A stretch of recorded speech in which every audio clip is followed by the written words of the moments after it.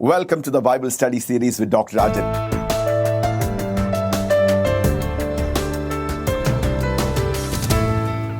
എഫേസ്യർക്ക് എഴുതിയ ലേഖനത്തിൽ നിന്നാണ് ഈ ദിവസങ്ങളിൽ നാം ചിന്തിക്കുകയും പഠിക്കുകയും ചെയ്യുന്നത്. ഈ വേദപഠനങ്ങൾ നിങ്ങളുടെ ജീവിതത്തെ ആകമാനം രൂപാന്തരപ്പെടുത്തും. അന്ത്യകാലങ്ങളിൽ ദൈവത്തിനു വേണ്ടി ശക്തമായി പ്രയോജനപ്പെടുവാൻ ഈ ദൈവവചനത്തിന്റെ വെളിപ്പാടുകൾ, സത്യങ്ങൾ അത് നിങ്ങളെ സഹായിക്കുവാൻ ഇടയായിത്തീരും. Yes, you will be tremendously blessed and your life will never be the same again. Yes, these are powerful truths that will revolutionize your life, change your life and cause you to be a person who makes great impact in these end times. കഴിഞ്ഞ ക്ലാസ്സുകളിൽ എഫേസ്യർക്ക് എഴുതിയ ലേഖനം 1-ാം അധ്യായത്തിൽ നിന്ന് നാം 3 പ്രധാനപ്പെട്ട കാര്യങ്ങളാണ് നാം ചിന്തിക്കുകയും പഠിക്കുകയും ചെയ്തത്. ആദ്യമായിട്ട് നാം സ്വർഗത്തിലെ സകല ആത്മീയ അനുഗ്രഹത്താലും ക്രിസ്തു യേശുവിൽ ദൈവം എങ്ങനെയാണ് നമ്മളെ അനുഗ്രഹിച്ചിരിക്കുന്നത് എന്ന് പൗലോസ് സഭാമക്കളോട് പറയുന്നു. 7 കൂട്ടം ആത്മീയ അനുഗ്രഹങ്ങൾ, 7 വലിയ അനുഗ്രഹങ്ങളെ കുറിച്ച് നാം ചിന്തിക്കുകയും പഠിക്കുകയും ചെയ്തു. അത് കഴിഞ്ഞ് അപ്പോസ്തലനായ പൗലോസിന്റെ ഹൃദയംഗമായ പ്രാർത്ഥന, ജ്ഞാനത്തിന്റെയും വെളിപ്പാടിന്റെയും ആത്മാവിനെ പ്രദാനം ചെയ്ത് കർത്താവേ ഈ സഭാമക്കളുടെ ഹൃദയത്തിന്റെ ദൃഷ്ടി പ്രകാശിപ്പിക്കണമേ എന്നുള്ള പൗലോസ് അപ്പോസ്തലന്റെ ഹൃദയംഗമായ പ്രാർത്ഥന. 3-ാമത് ദൈവസഭയെക്കുറിച്ചുള്ള വെളിപ്പാട്, the great mystery of the church.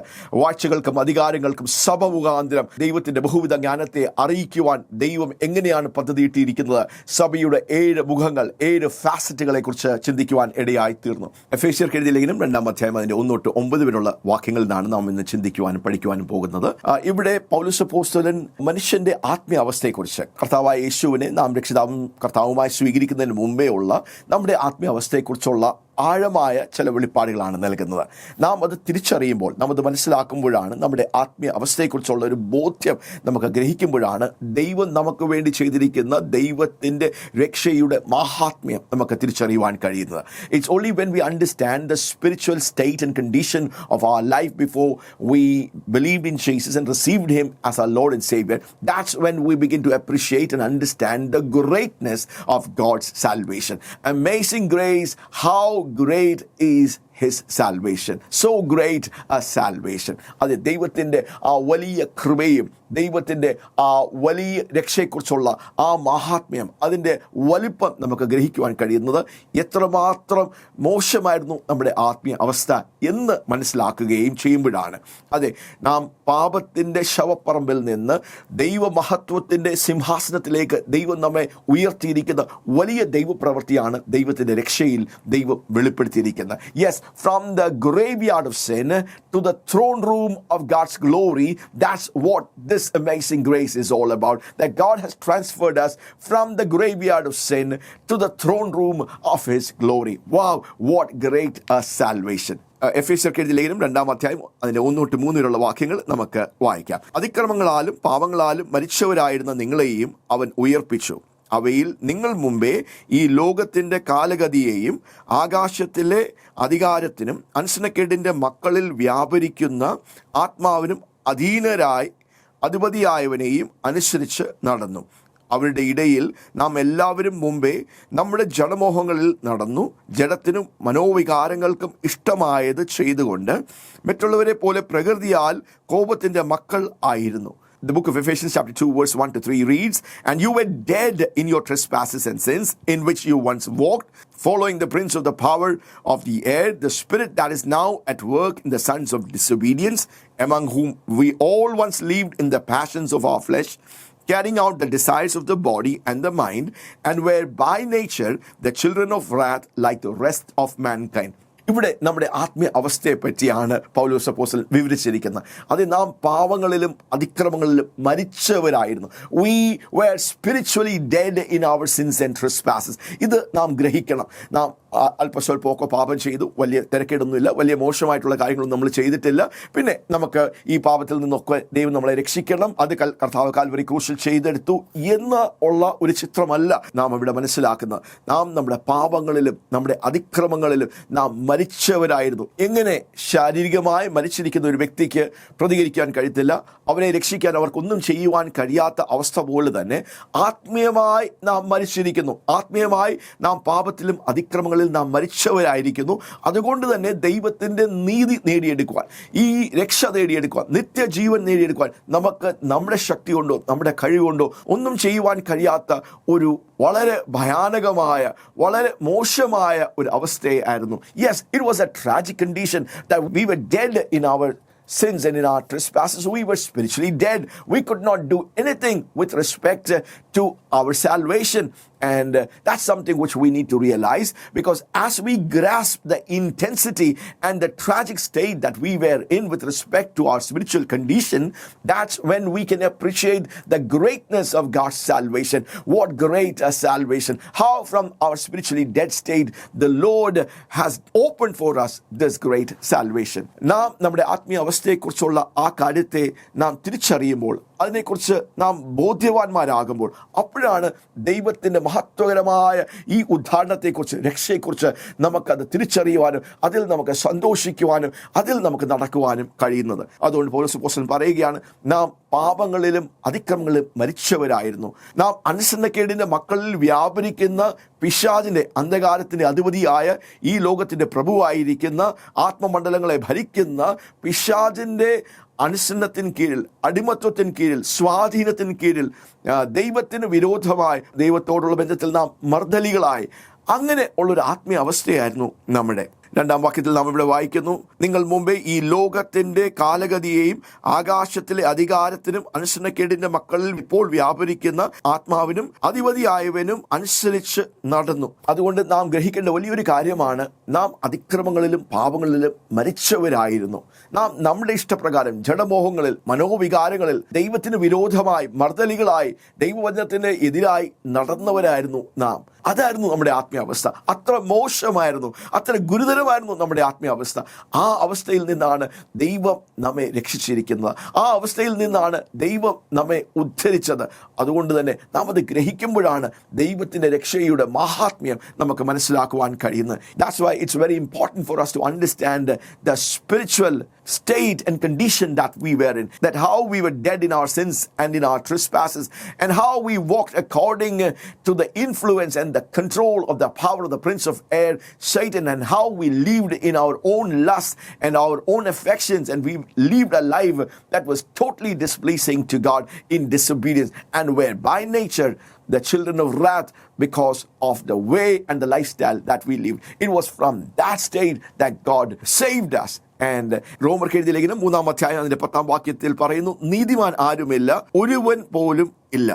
The book of Romans chapter 3 verse 10 says, none is righteous, there is no one righteous, no, not one.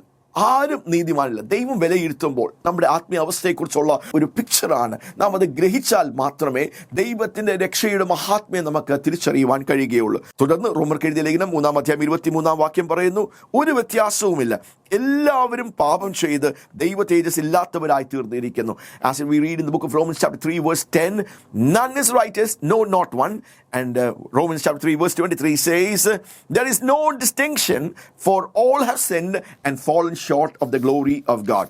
റോമർക്ക് എഴുതിയ ലേഖനം 5-ാം അധ്യായം 12-ാം വാക്യം പറയുന്നത്, അതുകൊണ്ട് ഏക മനുഷ്യനാൽ പാപവും പാപത്താൽ മരണവും ലോകത്തിൽ കടന്നു.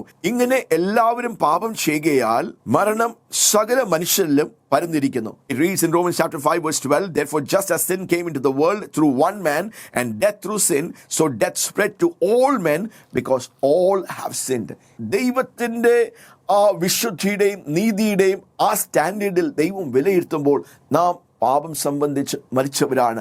V are spiritually dead. We are dead. നാം മരിച്ചവരായിരുന്നു. മരിച്ച വ്യക്തിക്ക് തന്നെ രക്ഷിക്കുവാൻ ഒന്നും ചെയ്യുവാൻ കഴിയാത്തതുപോലെ തന്നെ നാം ആത്മീയമായി മരിച്ചിരുന്ന അവസ്ഥയാണ്.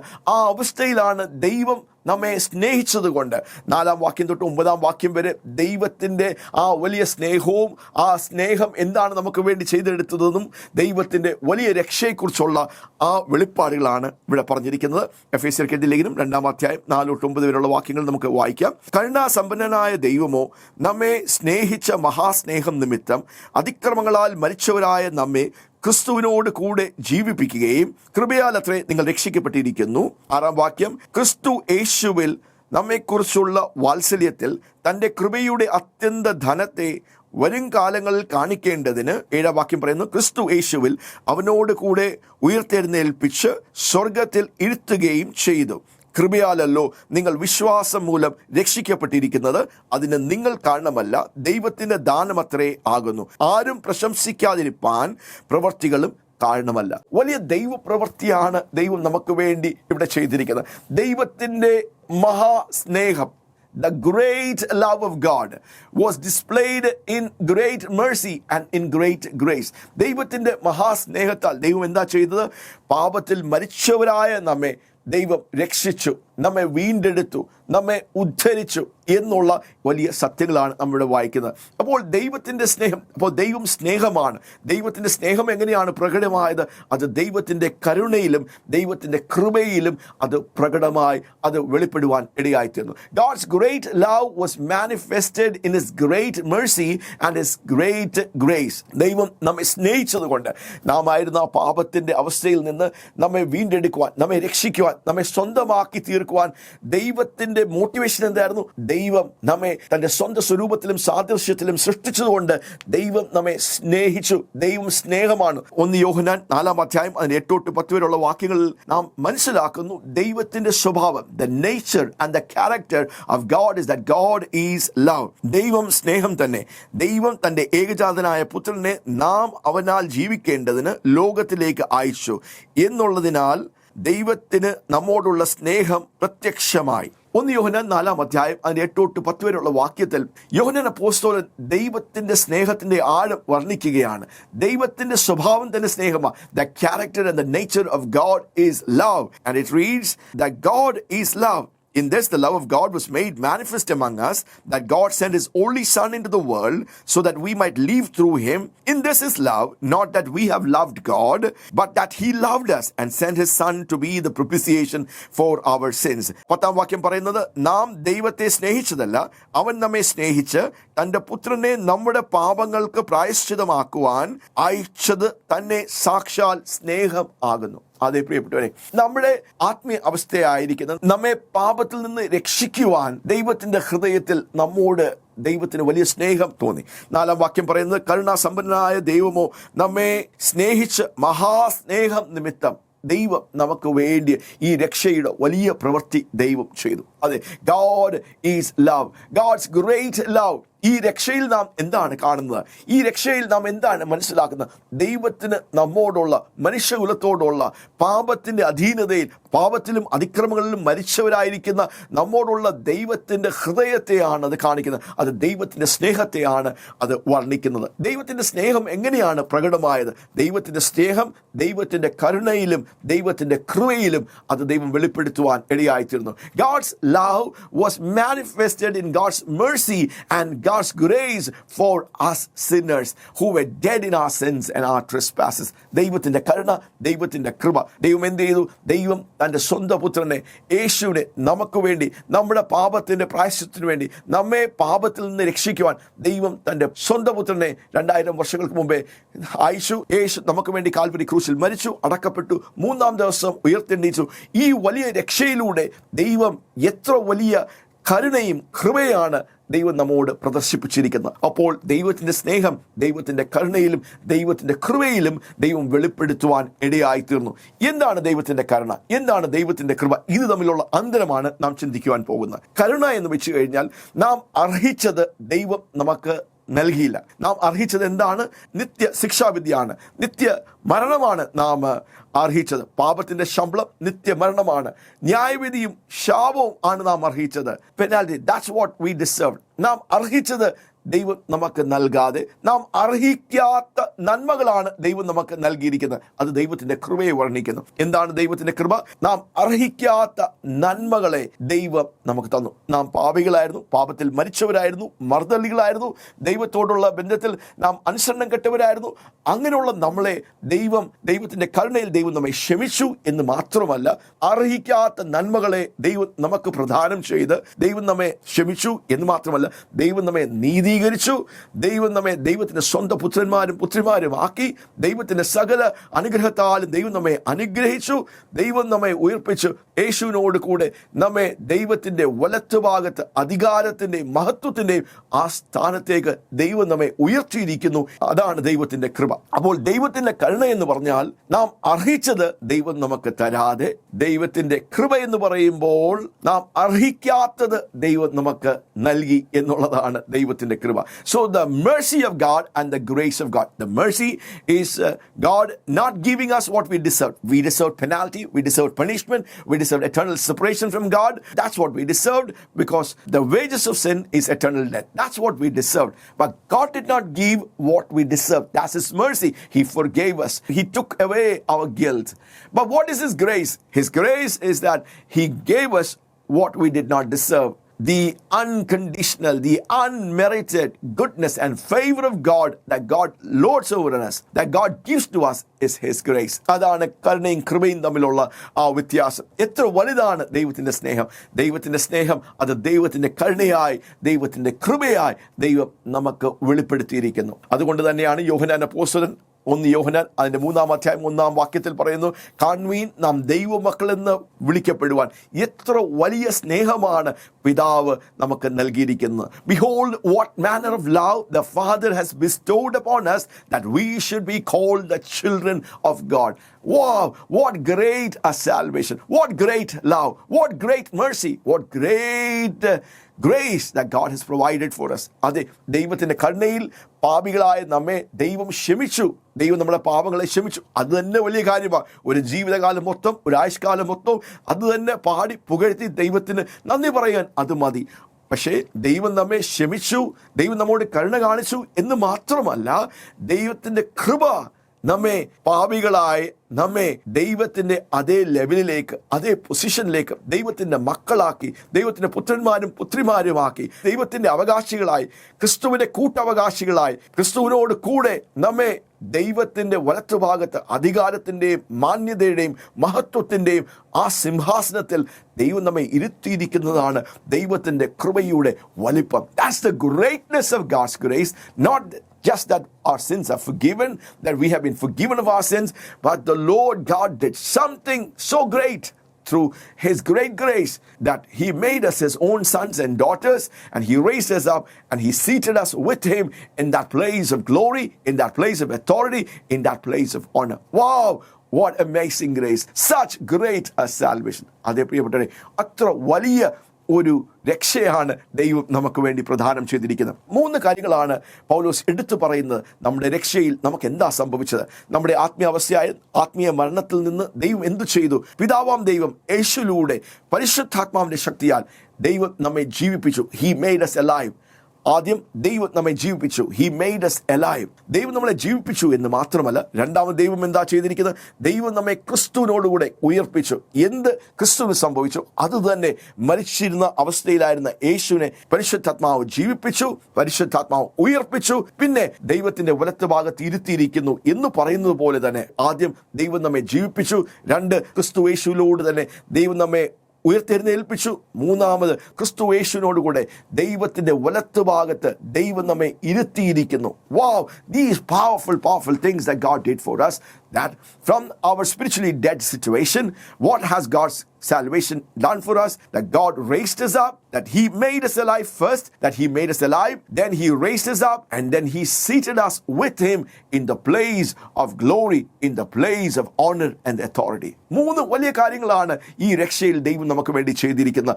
അവൻ നമ്മെ ജീവിപ്പിച്ചു, അവൻ നമ്മെ ഉയർത്തെഴുന്നേൽപ്പിച്ചു, അവൻ നമ്മെ ക്രിസ്തുവിനോടുകൂടെ പിതാവിൻ്റെ വലത്തുഭാഗത്ത് നമ്മെ അധികാരത്തിൻ്റെ ആസ്ഥാനത്ത്, മഹത്വത്തിൻ്റെ ആസ്ഥാനത്ത്, മാന്യതയുടെ ആസ്ഥാനത്തിൽ ദൈവം നമ്മെ ഇരുത്തിയിരിക്കുന്നു. ആ പൊസിഷൻ ഒന്ന് കണ്ടേ. ദൈവം നമ്മളെ ഉയർത്തിയിരിക്കുന്ന ആ പദവി നമ്മളൊന്ന് തിരിച്ചറിയുമ്പോൾ പിന്നെ നമുക്ക് പരാജയത്തിൽ, ഭയത്തിൽ നമുക്ക് ജീവിക്കുവാൻ കഴിയുകയില്ല. ദൈവം നമ്മെ ഉയർത്തിയിരിക്കുന്ന ആ വെളിച്ചവും വെളിപ്പാടിനാൽ നാം നിറയുമ്പോൾ നാം ജയാളികളായി ദൈവത്തിനു വേണ്ടി നിലകൊള്ളുവാൻ, ദൈവത്തിനു വേണ്ടി ജീവിക്കുവാൻ അത് ഈ സത്യങ്ങൾ നമ്മെ സഹായിക്കുവാൻ ഇടയായിത്തീരും. തുടർന്ന് 8ഉം 8-9 വാക്യത്തിൽ നാം വായിക്കുന്നത്, ഈ വലിയ ദൈവപ്രവൃത്തി ദൈവം ചെയ്തത് അത് എന്തിൻ്റെ അടിസ്ഥാനത്തിലാണ്? അതിന് നമ്മുടെ പ്രവൃത്തികൾ കാരണമാണോ? അത് നമ്മൾ എന്തെങ്കിലും ചെയ്തുകൊണ്ടാണോ ദൈവം നമ്മളെ രക്ഷിച്ചത്, ദൈവം നമ്മളെ ഉദ്ധരിച്ചത് എന്ന് ആ കാര്യത്തിൽ വ്യക്തത കൊണ്ടുവരുന്ന ഭാഗങ്ങളാണ് എഫേസ്യർക്ക് എഴുതിയ ലേഖനം 8-9 വാക്യങ്ങൾ നാം വായിക്കുന്നത്. കൃപയാലല്ലോ നിങ്ങൾ വിശ്വാസം മൂലം രക്ഷിക്കപ്പെട്ടിരിക്കുന്നത്, അതിന് നിങ്ങൾ കാരണമല്ല, ദൈവത്തിന്റെ ദാനമത്രേ ആകുന്നു. ആരും പ്രശംസിക്കാതിരിപ്പാൻ പ്രവർത്തികളും കാരണമല്ല. For it reads in the book of Ephesians chapter 2 verse 8 and 9, for by grace you have been saved through faith, and this is not your own doing, it is a gift of God, not a result of works, so that no one may boast. ഈ വലിയ ദൈവപ്രവൃത്തി, ഈ വലിയ രക്ഷ, അത് ദൈവത്തിന്റെ ദാനമാണ്. It's the gift of God.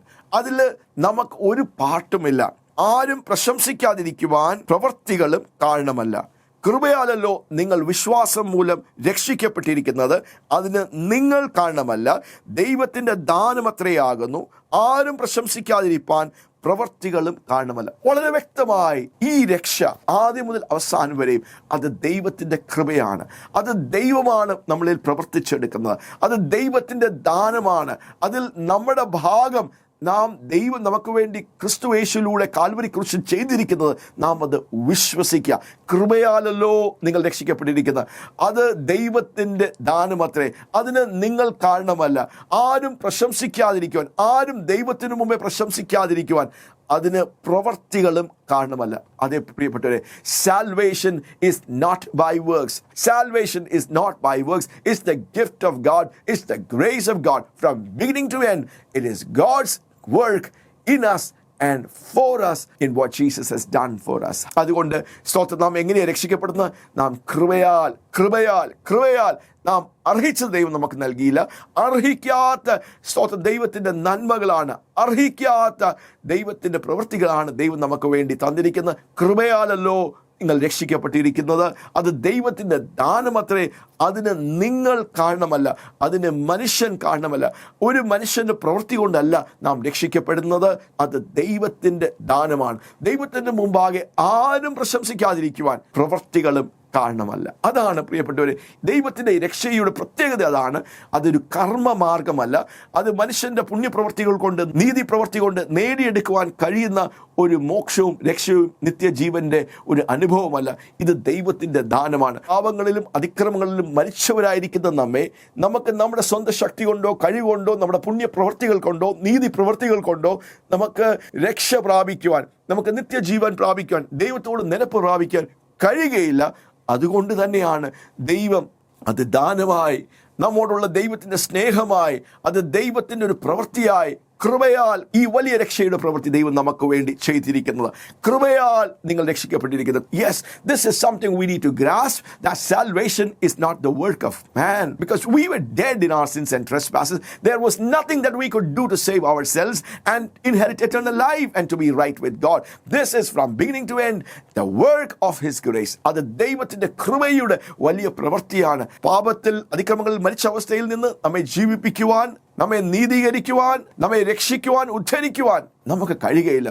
വേറൊരു മനുഷ്യന് കഴിയുകയില്ല, വേറൊരു മതത്തിന് കഴിയുകയില്ല, വേറൊരു പണ്ഡിതന് കഴിയുകയില്ല. അതുകൊണ്ട് തന്നെയാണ് ദൈവം തൻ്റെ സ്വന്തം പുത്രനെ നമുക്ക് വേണ്ടി ഈ ഭൂമിയിലേക്ക് അയച്ച് കർത്താവായ യേശു 2000 വർഷങ്ങൾക്ക് മുമ്പേ കാൽവരി ക്രൂശിൽ നമുക്ക് വേണ്ടി മരിച്ചു, അടക്കപ്പെട്ടു, 3-ാം ദിവസം ഉയർത്തെഴുന്നേറ്റു. ദൈവത്തിൻ്റെ സ്നേഹത്തിൻ്റെയും കൃപയുടെയും വലിയ ഒരു വഴി നമുക്ക് വേണ്ടി പ്രദാനം ചെയ്തിരിക്കുന്നു. Therefore salvation is not by works, not by the works of man, so that no one will boast before God.